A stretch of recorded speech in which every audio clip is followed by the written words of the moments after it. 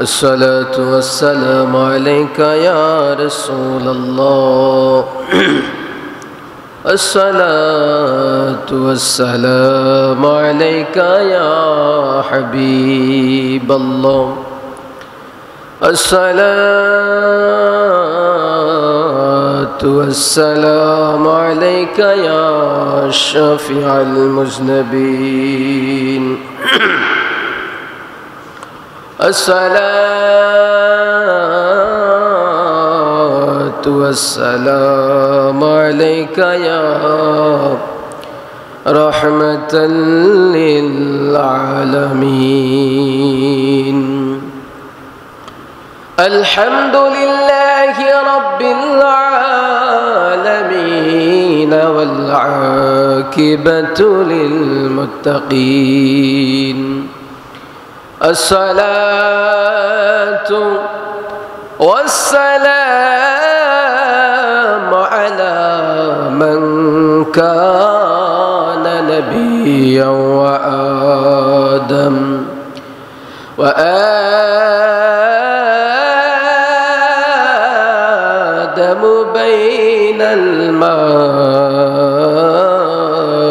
والتين فقد قال الله تعالى في كلامه المجيد وفي فرقان الحميد إن الله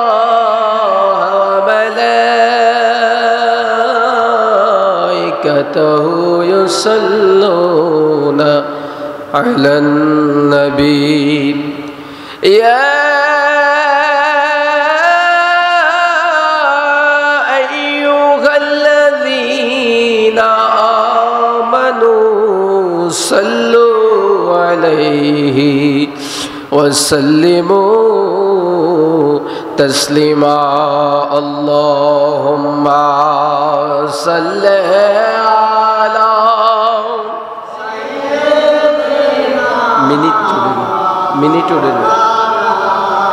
محمد سيدنا مولانا محبت اللهم صل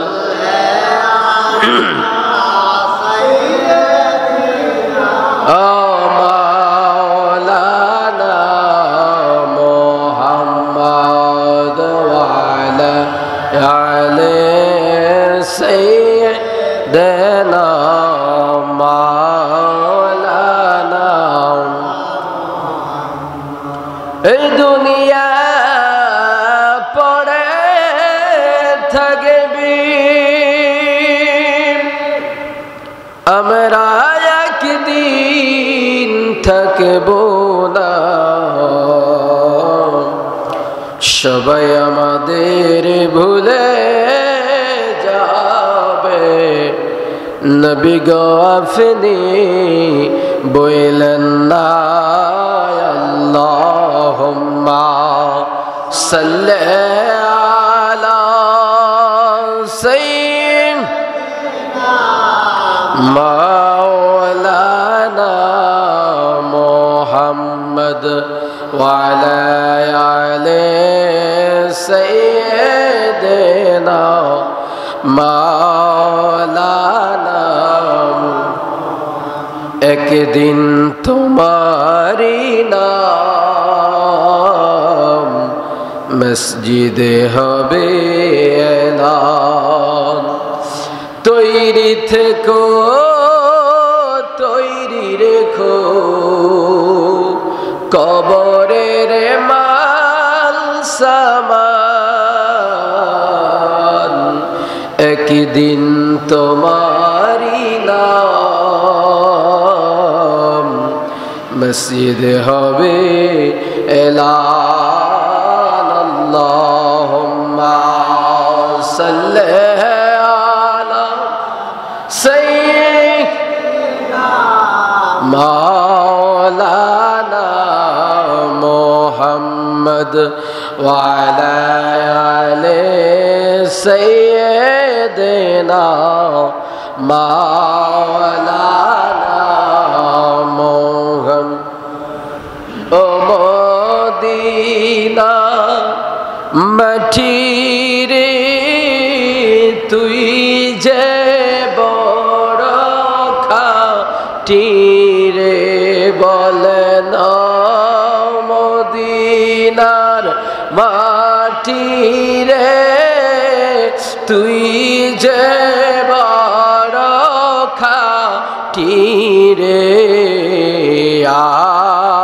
আমার নবীর কারণে বলেন আমার নবীর কাম ওই মাটি তো মাটি নয় শুনো তাহার পরিচয় ওই মাটি তো মাটি নয় শুনো তাহার পরিচয় পাগল হয়ে মাটি থাকে রে আমার নবীজির চরণে রে হায় রে পাগল হয়ে মাটি থাকে রে আমার নবীজির চরণে রে আমার নবীর কারণে বলেন মদিনার মাটি রে তুই যে বড় খাঁটি রে বলেন মদিনার মাটি রে তুই যে বড় খাঁটি রে আমার নবীর কারণে আল্লাহুম্মা সাল্লি আলা সাইয়্যিদিনা মাওলানা মুহাম্মদ ওয়া আলা সাইয়্যিদিনা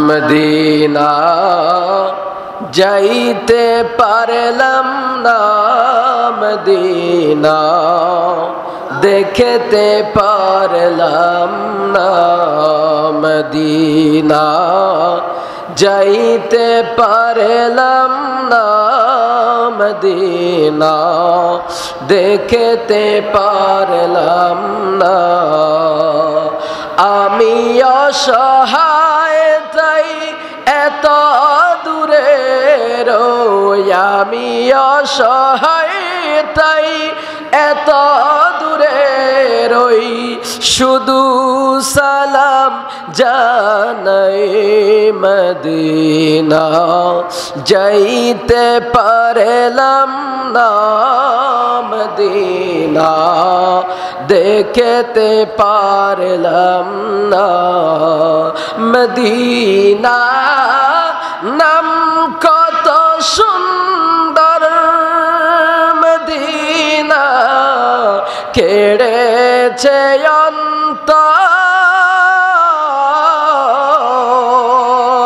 ওই মদিনার পথের ধুলি আমি ওই মদিনার পথের ধুলি আমি মাখতে পারলাম না মদিনা যাইতে পারলাম না মদিনা দেখতে পারলাম না মদিনা যাইতে পারলাম না মদিনা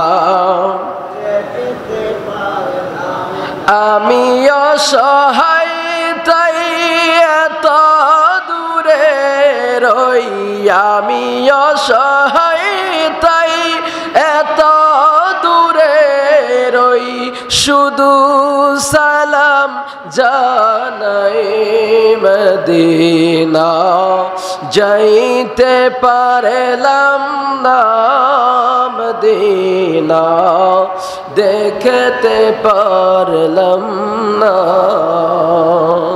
উপস্থিত আল্লাহ প্রেমিক রসুল প্রেমিক সম্মানিত মুসল্লিয়ানে কেরাম পর্দার আড়ালে শ্রবণরত আমার মা বোনেরা সকলের খেদমতে আমি গুনাহগারের আন্তরিক সালাম আসসালামু আলাইকুম ওয়া রাহমাতুল্লাহি ওয়া বারাকাতুহু।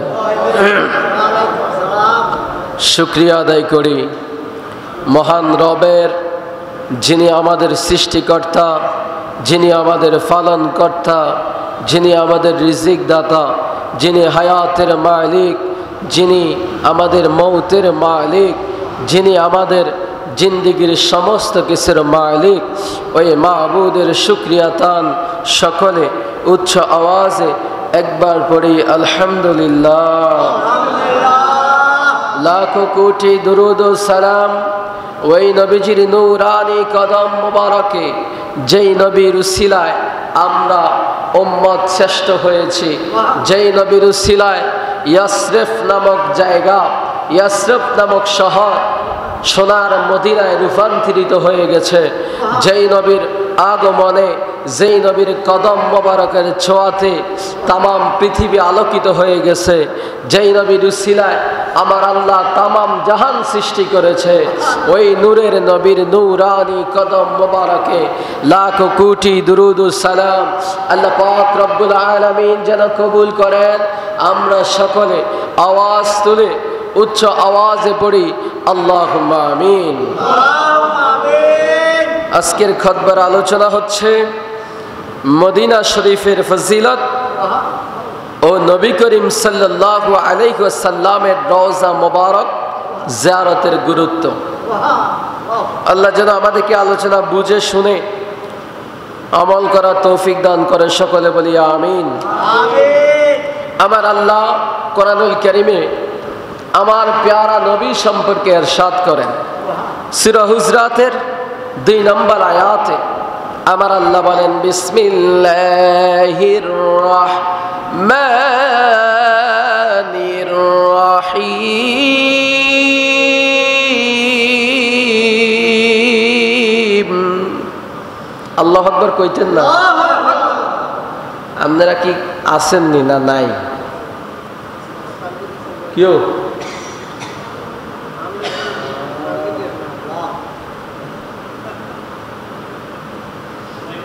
এই যুবক একটু সামনের কাতার পূরণ করো। মসজিদে কোনো ইয়া নাই, সামনের কাতার আগে পূরণ করে নেবে। এটা ঠিক আছে, এটা ঠিক আছে, এই ঠিক আছে। কারণ যে আগে আইব তে আগে বইব, ঠিক নিও, এটাই নিয়ম। মসজিদে কোনো মন্ত্রী এমপির কি নাই, মন্ত্রী এমপি আইলে অফিসে বইতে হইব, এটাই নিয়ম, ঠিক কিনা বলেন? যাই হোক,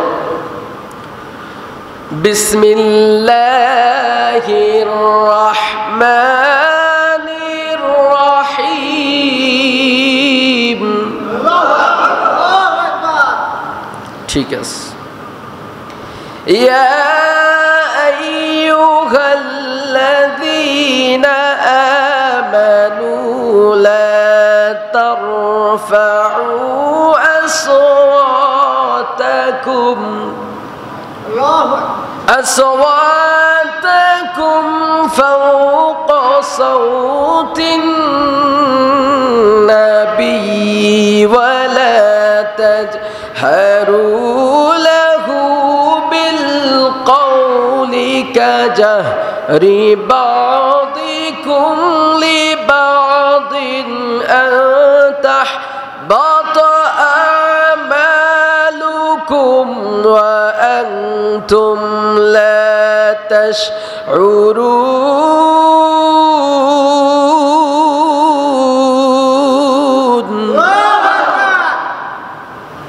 বন্ধুরা আমার, বাবাজিরা আমার, আমার আল্লাহ কোরআনে যে কথা বলে, আমার আল্লাহর কথা অবিশ্বাস করার কোনো সুযোগ নাই। আল্লাহর বাণী যে অবিশ্বাস করবে, আল্লাহ কয় সে কাফের হয়ে যাবে। কে কয়? আমার আল্লাহ কোরআনুল কারীমের মধ্যে সূরা হুজরাতের 2 নম্বর আয়াতে আমার আল্লাহ কয়, ও দুনিয়ার মানুষ, মানুষ বলতে সব মানুষদেরকে আল্লাহ উদ্দেশ্য করে বলে নাই। আমার আল্লাহ শুধুমাত্র ইয়া আইয়ুহাল্লাযীনা আমানু, যারা ঈমান এনেছে তাদেরকে উদ্দেশ্য করে আমার আল্লাহ বলেছে। আল্লাহ কয়, লা তারফাউ আসওয়াতাকুম ফাওকা সাউতিন নবী, হে ঈমানদারগণ, হে মুত্তাকিনগণ, হে মুমিনগণ, তোমাদের কণ্ঠস্বর, তোমাদের কথা, তোমাদের কণ্ঠের যেই আওয়াজ, সেই আওয়াজটাকে আমার হাবিবুল্লাহর কণ্ঠের আওয়াজের উপরে কখনো তুইলো না। নবীর কণ্ঠের আওয়াজের উপরে তোলার কথা নিষেধ করছে কে? আল্লাহরে যদি বলি, আল্লাহ গো, আপনারা হাবিবুল্লাহর কণ্ঠের উপরে যদি কথা বলি হইব কি?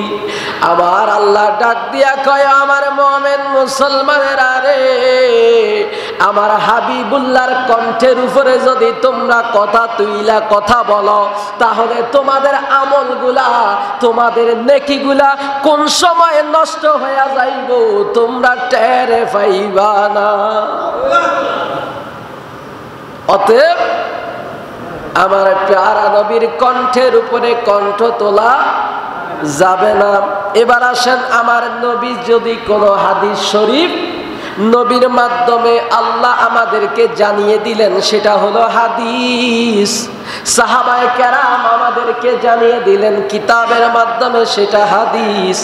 এই হাদিস শরীফের মাধ্যমে যদি জানতে পারি আমার নবী নূরানি জবান মোবারকে উম্মতের জন্য স্পেশাল কিছু বানিয়ে দিয়েছেন, আমরা মানতে পারবো কিনা? মানবো কিনা?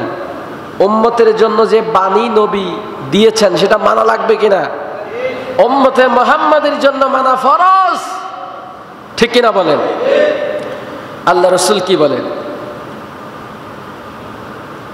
আল্লাহর নবীর সাহাবী হযরত ওমর ফারুক আযম রাদিয়াল্লাহু তাআলা ইনি বলেন, ওয়ান ওমর قال اللهم ارزقني شهادة في سبيلك واجعل موتي في بلد رسولك رواه البخاري।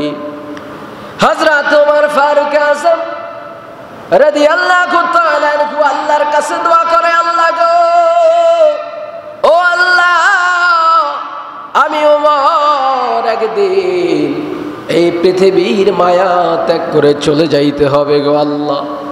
আল্লাহ যখন আমার মৃত্যু দিবা, ওই মৃত্যুটা মদিনা শরীফের মধ্যে আমার মৃত্যু দিও। কোন জায়গায় মৃত্যু দিতে কয়? মদিনা শরীফের মধ্যে মৃত্যু দেওয়ার কথা বলেছেন ওমর। আল্লাহর কাছে এই দোয়া করে করে আল্লাহর কাছে প্রার্থনা করে, যদি বলি ওমর, আপনি তো ইসলামের দ্বিতীয় খলিফা, আপনি তো জান্নাতের টিকিট পাইছেন, নবী আপনারে জান্নাতের টিকিট দিছে, আপনি যেখানে ইন্তেকাল করেন সেখানেই তো আপনার জন্য ভালো, যেখানে ইন্তেকাল করবেন তারপর তো জান্নাতি হইবেন। মদিনায় মরার ইচ্ছা কেন? মদিনায় মরার আশা কেন? হযরত ওমর কয়, মদিনা মুনাওয়ারা ইজ্জতওয়ালা হয়েছে, সম্মানিত হয়েছে, আমার নূর নবীর কারণে আমার নবী যেই জমিনের মধ্যে শুয়ে আছে ওই শহরের মধ্যে যদি আমি উমরের মৃত্যু হয় আমার জীবনটা ধন্য হয়ে যাবে। ওমর কয় এই জন্য আমি আল্লাহর কাছে দোয়া করি, আল্লাহ আমার মৃত্যু তুমি মদিনা শরীফের মধ্যে দিও। ও বন্ধু, আমার প্যারা নবী দোজাহানের বাদশা নিজের নূরানি জবান মুবারকে হাদিস শরীফের মধ্যে বলেন, সুনানে দারে কুতনি 3 নম্বর খণ্ডের মধ্যে 334 পৃষ্ঠা 334 পৃষ্ঠার মধ্যে আমার প্যারা নবী বাইহাকি শরীফের মধ্যে শুআবুল ঈমানের মধ্যে এবং অন্যান্য কিতাবের মধ্যে এই হাদিসটি এসেছে।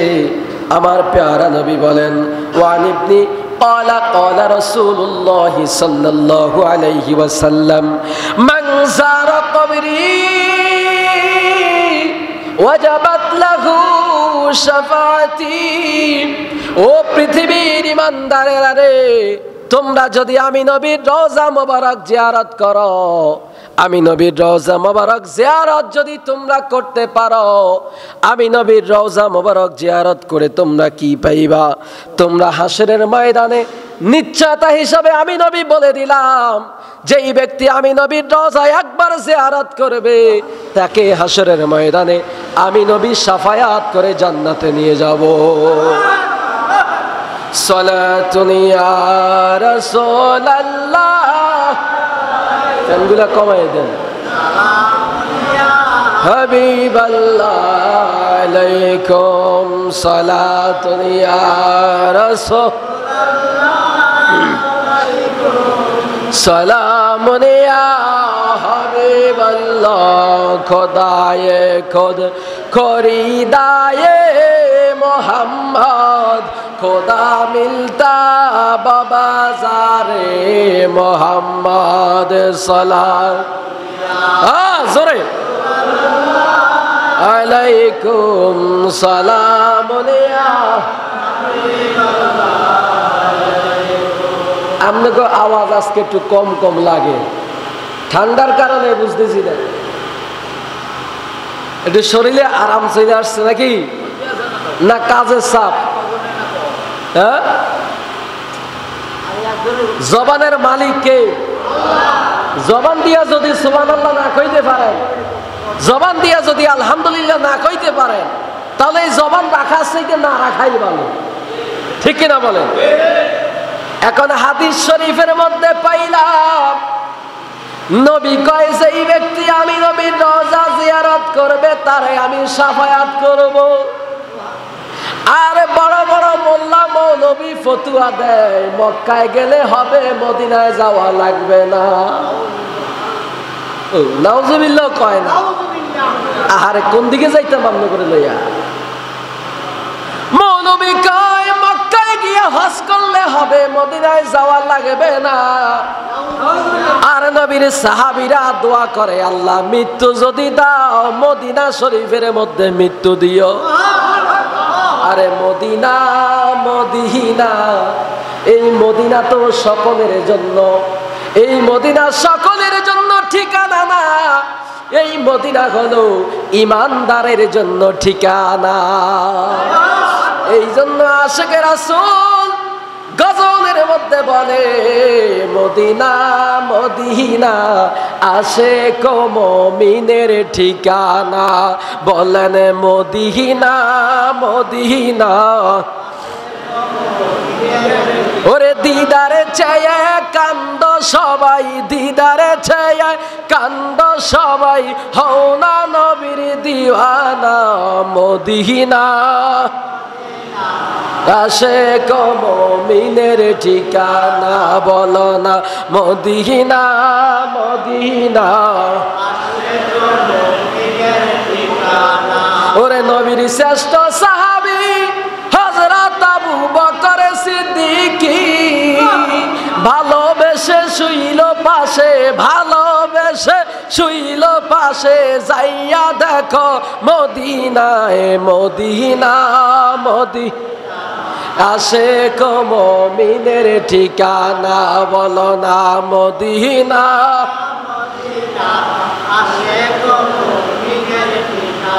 ওরে কালো হাফসি বেলালে ভালোবাসলো এই পাগল ও বলেন কালো হাফসি বেলালে ভালোবাসলো এই পাগল ও ইসলামের প্রথম মুআজ্জিম ইসলামের প্রথম মুআজ্জিম বানাইলেন রব্বানা মদিনা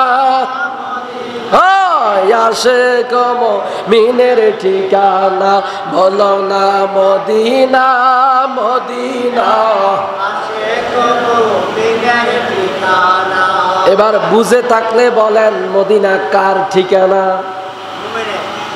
আমার কথা মনে হয় আজকে একটু ক্লিয়ার হয় না গলা ভাঙা তারপরে বুঝতে হবে মদিনা কার ঠিকানা আশিক এবং মুমিনের ঠিকানা বেঈমানের ঠিকানা না আল্লাহ রাসূল বলেন যে ঈমানদার তার বাড়ি যদি বাংলাদেশে হয় তার বাড়ি যদি পাকিস্তান হয় ভারতে হয় বিশ্বের যেই কোনো দেশে হোক না কেন ইন্নাল ঈমানা লা ইয়াজিরু ইলাল মদিনা মদিনার সম্মান যদি না থাকতো মদিনার দাম যদি না থাকতো রে তাহলে আল্লাহর রাসূল তো এই হাদিসটা বলতো না আল্লাহর রাসূল কয় যে ঈমানদার ওই ব্যক্তির মন সব সময় মদিনার মধ্যে পড়ে থাকে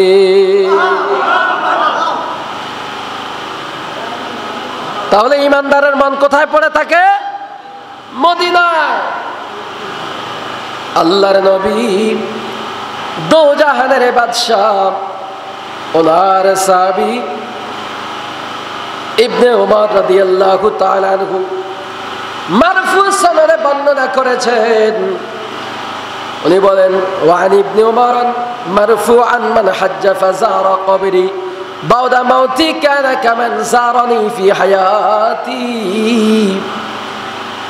ইবনে উমর রাদিয়াল্লাহু তাআলা আনহু বলেন আমার প্যারা নবী দো জাহানের বাদশা ইরশাদ করেছেন যে এই ব্যক্তি হজ করবে অতঃপর আমার ইন্তেকালের পর আল্লাহর রাসূল বলেন আমার রওজা জিয়ারত করবে হজ করার পরে যে আমার রওজা জিয়ারত করবে ওই ব্যক্তির অবস্থা এমন হবে আমি নবী দুনিয়াতে থাকা অবস্থায় আমি জাহিরি ভাবে দুনিয়াতে থাকা অবস্থায় আমি নবীর সাথে দেখা করলে যেই রকম হতো আমি নবীর রওজা জিয়ারত করার কারণে তার মধ্যে সেই আমার সাথে বাস্তবে দেখা করা আর আমার রওজায় যাইয়া জিয়ারত করা আমি পার্থক্য রাখি নাই দুইটার মর্যাদা সমান করে দিয়েছি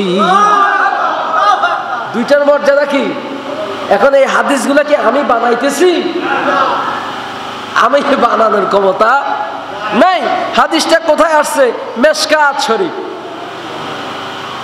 এসেছে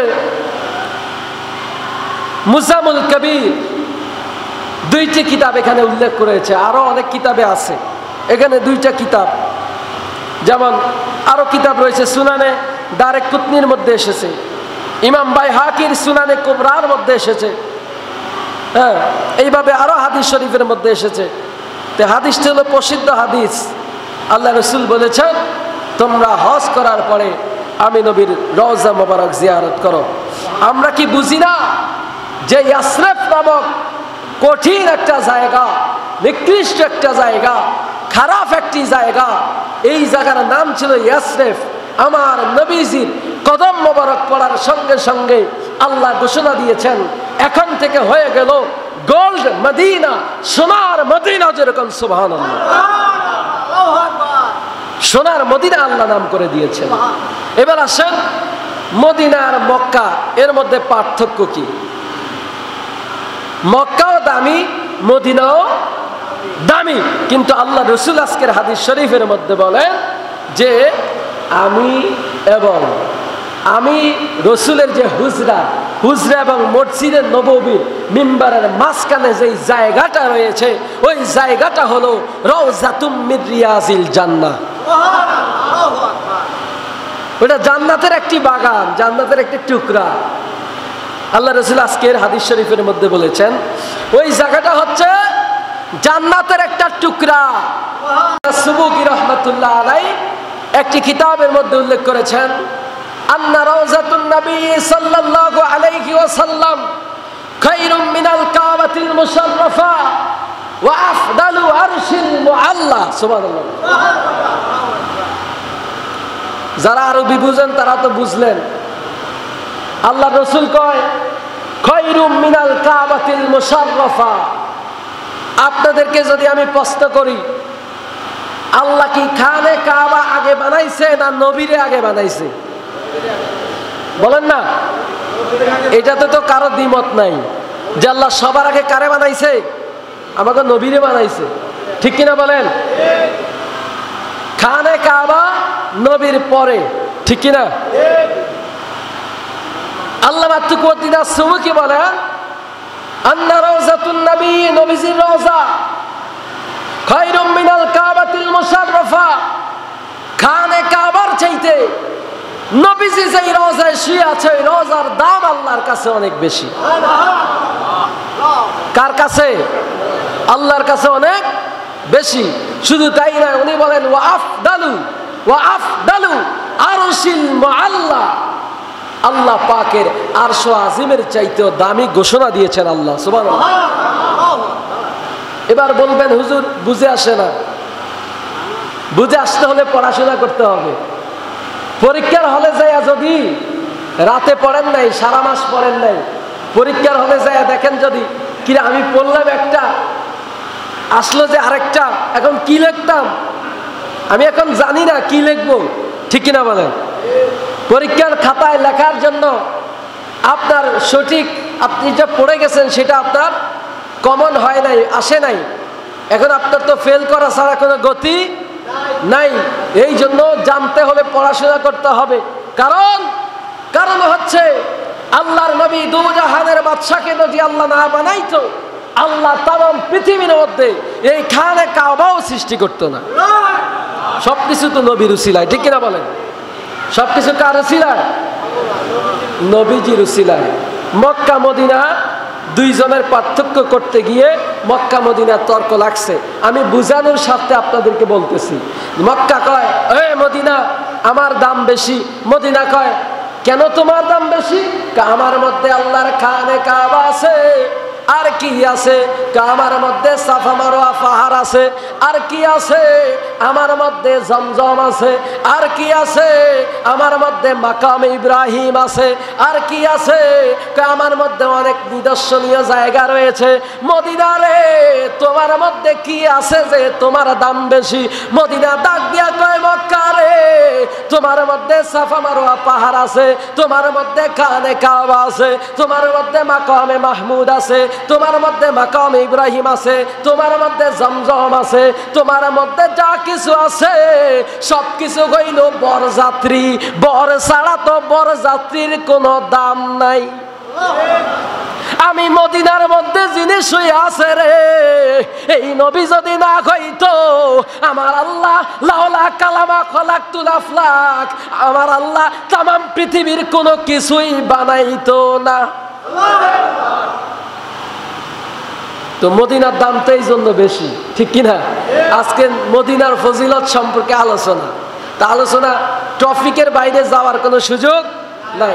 এবং নবীজির রওজা মোবারক জিয়ারতের গুরুত্ব ইতিমধ্যেই বলেছি যে রওজা মোবারক জিয়ারত করলে লাভ আছে না নাই? আছে কিনা? নবীজিকে আমি তারা সাফায়াত করব। যারা কয় মক্কায় যাইয়া চইলাইও মদিনায় যাইও না, এটা নবীর দুশমন, ঠিক কিনা বলেন? নবীর ভালোবাসার নামে হইলে আল্লাহ কয়, আল্লাহ কোরআনে কয় কুল ইন কুনতুম তুহিব্বুনাল্লাহ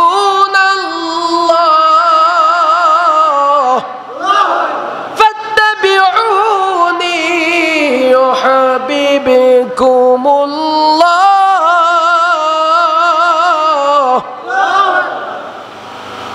আমার হাবিবুল্লাহ অনুসরণের মাধ্যমে ইত্তেবার মাধ্যমে আমি আল্লাহর সন্তুষ্টি রয়েছে। সুবহানাল্লাহ বলেন। আল্লাহ কয় ওয়া মাইয়ুতি'ইর রাসূল ফাকাদ আতা'আল্লাহ।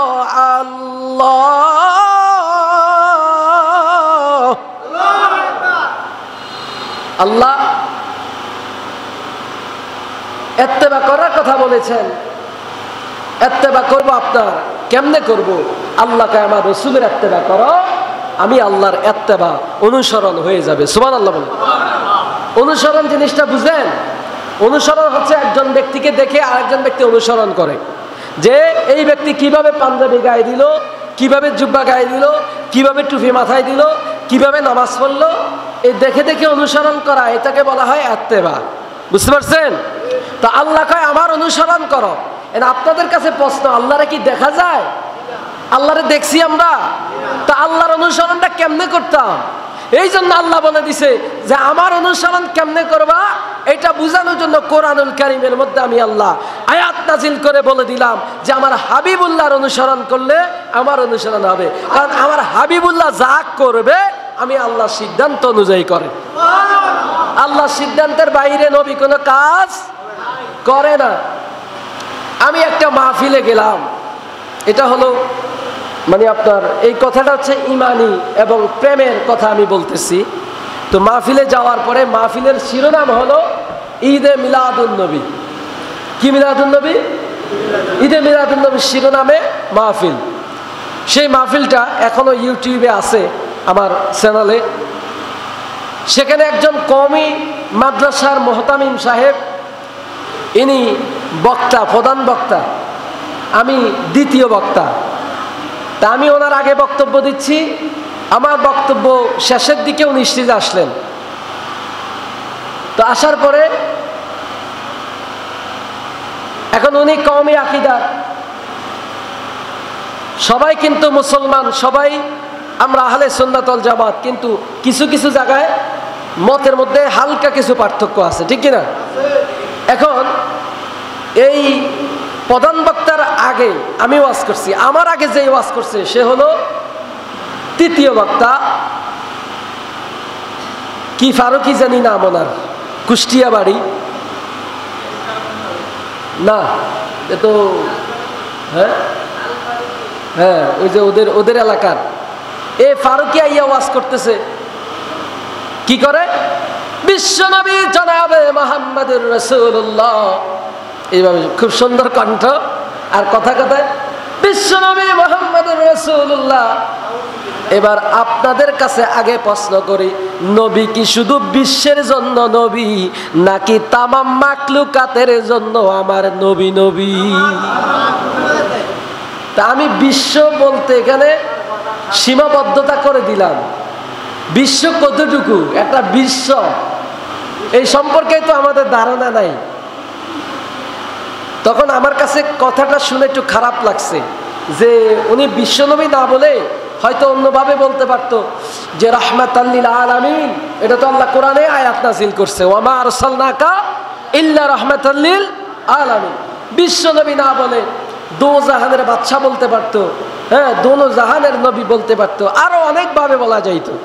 উনি বিশ্ব শব্দটা আমার কাছে খারাপ লাগার কারণে আমি প্রধান বক্তা স্টেজে আসার পরে আমি হুজুরকে প্রশ্ন করলাম, বললাম হুজুর আমি তো কখনো ওয়াজের মঞ্চে বিশ্বনবী বলি না, তা আপনি বিজ্ঞ একজন ব্যক্তি, মুরব্বী, কওমি মাদ্রাসার বড় আপনি মুহতামিম, আপনার কাছে এই জনগণের পক্ষ থেকে আমি একটা প্রশ্ন, যে বিশ্বনবী বলা এটা কি ঠিক কিনা এবং কতটুকু এটা নবীজির শানে যায়, আপনি একটু এই বিষয়টা ক্লিয়ার করবেন। আমার আপনার মতো এলেম নাই যে আমি মানুষকে বুঝাবো। আমি যখন ওনাকে প্রশ্ন রেখে নেমে গেলাম, ইনি প্রথমে এই প্রশ্নের জবাব দিলেন। আমি আমার ক্যামেরাম্যানকে বললাম যে ওনার জবাব পর্যন্ত তুমি ক্যামেরা ফিট রাখবা। উনি এত সুন্দরভাবে চমৎকার জবাব দিয়েছেন। ইনি বলছেন বিশ্বনবী বলাটা এটা আদবের খেলাফ। কিসের খেলাফ? আদবের খেলাফ। অর্থাৎ বিশ্বনবী বলতে পারে কিন্তু বলাটা ভালো না, এটা নবীজির শানে আদবের খেলাপ হয়। রাহমাতাল লিল আলামিন বললে বেশি ভালো হয়, অন্যান্য ভাবে সম্বোধন করলে আরো বেশি ভালো হয়। বিশ্বনবী বলাটা আদবের খেলাফ ইনি বলেছেন। যেমন এনায়েতুল্লাহ আব্বাসী সাহেবকে কিছুদিন আগে এক মসজিদের ইমাম সাহেব প্রশ্ন করছে যে হুজুর, আমি তো ইমাম সাহেব, ইমামতি করি, পুরা সমাজে ভাত খাই, খানা খাওয়ান লাগে, অনেক মানুষ এসে সুদ খায়, তার ঘরে আমি খাইতে পারবো নি, খাইয়া নামাজ ছড়াইতে পারবো কিনা? গুরুত্বপূর্ণ প্রশ্ন না? বর্তমান যুগ হারে যে সুদখোরের ঘরে ইমাম সাহেব খাইতে পারবে কিনা, তিনি কিতাব দিয়ে, কিতাবের রেফারেন্স দিয়ে ইনি জবাব দিয়েছেন যে ইমাম সাহেব সামাজিকতা রক্ষার্থে এবং দায়বদ্ধতা থাকার কারণে উনি খেতে পারবে, কারণ উনি তো ডাইরেক্ট সুদ খাচ্ছে না। সুদ খায় না বলা ব্যক্তি বাজার থেকে ধরেন গরুর গোশত কিনে নিয়ে আসলো, এখন বলেন গরুর গোশত হারাম না হালাল? গরুর গোশত আর হালাল। আমাদের জন্য গরুর গোশত কি হালাল, মহিষের গোশত, ছাগলের গোশত, মাছ ইত্যাদি যেগুলো হালাল, এগুলো আমাদের জন্য খাওয়া আল্লাহ কি করছে? হালাল। সুদ খানেওয়ালা ব্যক্তি যদি ওই টাকা দিয়া হালাল কিছু কিনা না রান্না করে, এই রান্না বান্না করা জিনিস আপনি খাইতে পারবেন, আপনার জন্য জায়েজ আছে। বুঝতে পারেন নাই? যে তো খাবারটা হালাল, কিন্তু এখানে আপনার যে তাকওয়া বুঝেন তো, ফরেজগারি। একটা হলো আমি নামাজ পড়লাম, গেঞ্জি গায়ে দিলেও তো নামাজ হয়, টুপি ছাড়াও তো নামাজ হয়। আরেকটা হলো সুন্নতি লেবাস লাগাইয়া টুপি মাথায় দিয়া সুন্দরভাবে নামাজ পড়লাম। এই যে তাকওয়ার পার্থক্য, বুঝতে পারছেন তো? বিষয়টা এরকম যে তাকওয়ার খেলাফ। যদি ইমাম সাহেব মনে করে যে আমি না খাইলে একটু অসুবিধা আছে, খাও, কিন্তু না খাইলে ভালো, তাকওয়া বেঁচে যাবে, আর খাইলে তাকওয়ার খেলাফ হবে। বুঝতে পারছেন বিষয়টা? তখন আমরা আজকের আলোচনায় কি বুঝলাম? নবীজির রওজা মোবারক জিয়ারত করা ইমানদারের জন্য অত্যাবশ্যক, করণীয়। যেহেতু আল্লাহ কোরআনে বলেছেন ইয়া আইয়ুহাল্লাযীনা আমানু, ইমানদার বলে আল্লাহ সম্বোধন করেছেন। আল্লাহ বলেছেন ইমানদারেরা রে, তোমরা আমার হাবিবুল্লাহর কাছে যাও। কিভাবে? আল্লাহ কোরআনে কয় জাউকা ফাস্তাগফিরুল্লাহ, তোমরা গুনাহ করার পরে ওয়াস্তাগফার লাহুমুর রাসূলা, তওবা করো নবীজির রওজা মোবারকের সামনে গিয়ে। আল্লাহ নবীজির রওজা মোবারকের সামনে গিয়ে কেন তওবা করব? আমরা তওবা তো মসজিদে বসেও করতে পারি।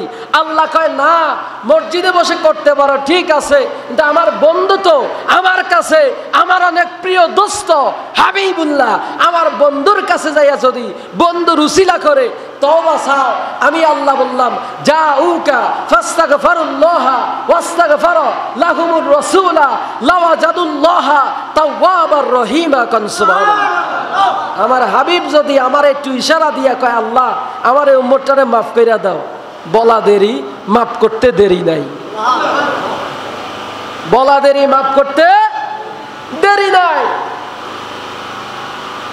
আর আরেকটা দাওয়াত দিয়ে শেষ করে দিচ্ছি। আগামী 26শে এপ্রিল, নাকি এপ্রিল তো এই মাস, এপ্রিল মাস না, 26শে এপ্রিল 2025 এই শনিবারের পরের শনিবার ঢাকা সোহরাওয়ার্দী উদ্যানে সারা বাংলাদেশের পীর মাশায়েখ সকল প্রায় 12,000 দরবার শরীফ, প্রসিদ্ধ 12,000 দরবার একত্রিত হয়ে সারা বাংলাদেশের সমস্ত জনতা, আহলে সুন্নাত ওয়াল জামাতের যত নেতাকর্মী থেকে শুরু করে সকল স্তরের মানুষ এবং সকল মানুষ এক কথায় যারা রয়েছে, আগামী 26 তারিখে সোহরাওয়ার্দী উদ্যানে ফিলিস্তিনের পক্ষে লং মার্চের আয়োজন করা হয়েছে, যেখানে কুমিল্লা থেকেই 200 বাস যাবে। কয়শো? কুমিল্লা থেকে 200 বাস, আর সারা বাংলাদেশ থেকে যদি হিসাব করেন তো ঢাকা শহরে বাসের তো জায়গা হবে না, ঠিক কিনা বলেন? আমি নিজেও যাব ইনশাআল্লাহ। আপনারা যারা যাবেন আপনারা আমাদের সাথে যোগাযোগ করবেন, এবং কুমিল্লা শাহফুদ দরবার শরীফ থেকে 100 গাড়ি যাবে, এক দরবার থেকে 100 গাড়ি। রেজবিয়া দরবার শরীফ ওনাদের তো হাজার হাজার, আটরশি দরবার, ফুরফুরা, জৈনপুর, সারসিনা বরিশালে, চট্টগ্রামে আছে। সারা বাংলাদেশ থেকে অসংখ্য মানুষ সেখানে যাবে। তবে লক্ষ্য রাখতে হবে যে আমরা শৃঙ্খলা বজায় রেখে যাব, উচ্ছৃঙ্খল কোনো কিছু করা যাবে না। যেমন গত যেই একটা প্রোগ্রাম হয়েছে সেখানে আমরা যেতে পারি নাই, আমাদের কিছু নেতাকর্মী যাওয়ার পরে তাদেরকে স্টেজে উঠতে দেয় নাই, মানে বৈষম্যতা। এখানে কি বৈষম্যতা এখানে, এই জন্য আমরা আলাদাভাবে করতেছি আর কি, বুঝছেন না ব্যাপারটা? আগে আমরা চাইছি একসাথে করবো, কিন্তু ধাক্কা দিয়ে ফালাইয়া দিছে, বুঝেন নাই বিষয়টা? এখন আহলে সুন্নাত ওয়াল জামাত সম্মেলন ডেকেছে। এখন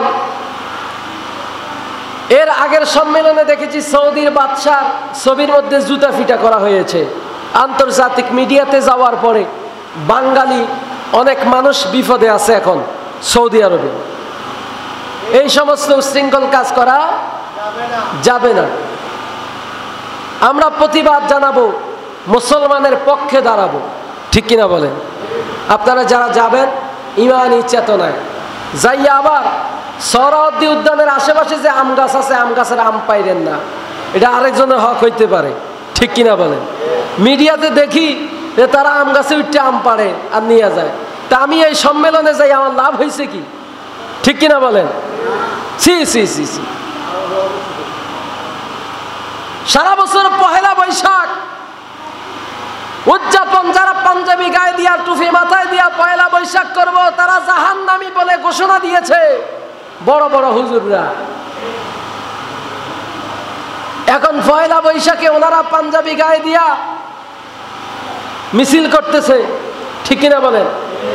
এখন যদি বলি নবীর মিলাদুন নবীতে পহেলা বৈশাখ বরণ করার জন্য ইলিশ মাছ পান্তা ভাত খাইয়া মিছিল যদি জায়েজ থাকে, আমার নবীর জন্য, নবী যেই নবী না হইলে আল্লাহ কুল কায়নাত কিছুই বানাইতো না, ওই নবীর শুভ আগমন উপলক্ষে লং মার্চ নবীর আগমনে আনন্দিত হইয়া ঈদে মিলাদুন নবীর জুলুস করা 1000 কোটি বার জায়েজ, ঠিক কিনা বলেন?